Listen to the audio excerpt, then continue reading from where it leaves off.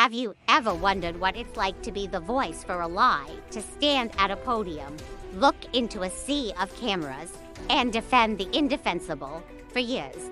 That was my reality. I was the spokesperson for a leader many admired, a man whose public image was built on a foundation of carefully constructed falsehoods. My job was to be his shield, his mouthpiece, his loyal defender. But behind the closed doors of power, a much darker story was unfolding. I was tasked with spinning narratives that twisted the truth into unrecognizable shapes. When scandals erupted, it was my face on the news, my voice calmly explaining away the inexcusable. I was forced to deflect, to deny, and even to cast blame on innocent people, turning them into scapegoats to protect the one man who was truly responsible. Every word I spoke felt like a betrayal of my own conscience, a chip at my soul. One of the most cynical tactics I witnessed was the creation of special committees. These were announced with great fanfare, promising thorough investigations and complete transparency. In reality, they were nothing more than a charade, a performance designed to buy time and create the illusion of accountability. These committees were stacked with loyalists, their reports pre-written, their conclusions foregone. They were elaborate exercises in public deception, and I was the one who had to sell them as genuine. The hypocrisy was staggering, while loyal, hard-working employees were thrown under the bus. To quell public anger, the leaders' own relatives were untouchable. They were given promotions they didn't earn, and their mistakes were quietly swept under the rug. I saw firsthand how a system of patronage and nepotism corroded the very organization we were supposed to serve. Loyalty was a one-way street. You were expected to give it unconditionally, but you would never receive it in return when it mattered most. The leader's circle was protected at all costs, while the rest of us were expendable. I lived in a constant state of cognitive dissonance, my public persona at war with my private knowledge. The stress was immense. I became withdrawn, paranoid, haunted by the lies I was forced to tell. The truth was a heavy burden, a secret I carried every single day. I often wondered, how long can this last? How long can a web of deceit hold before it tears apart?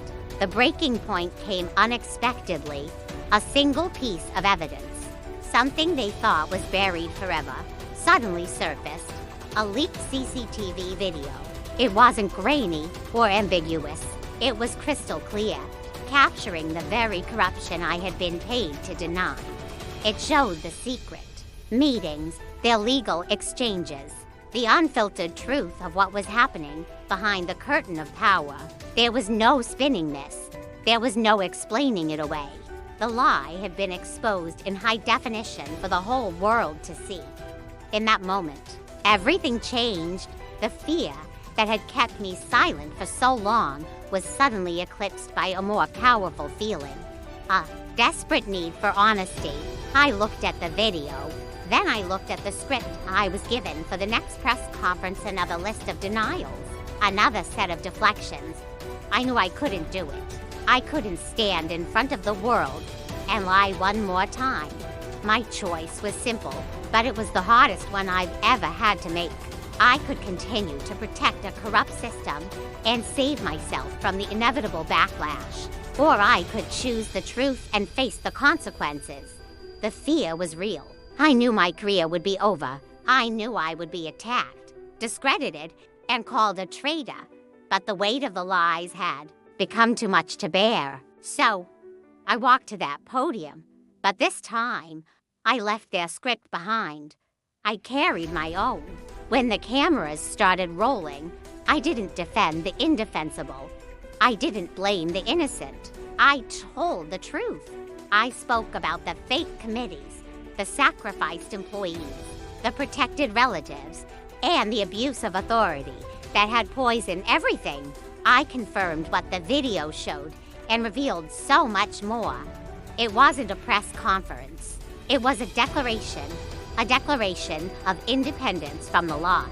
That speech was my act of whistleblowing. I laid bare the manipulation of public trust that had been going on for years.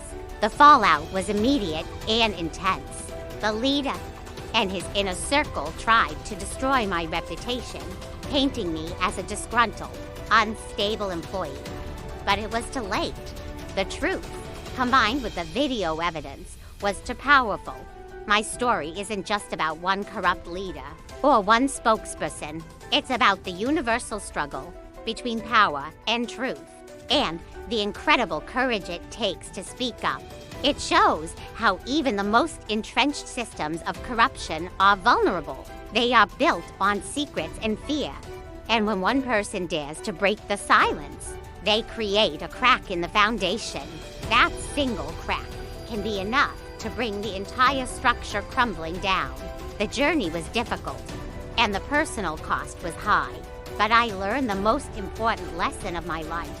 Truth has a way of rising to the surface, no matter how deep you try to bury it.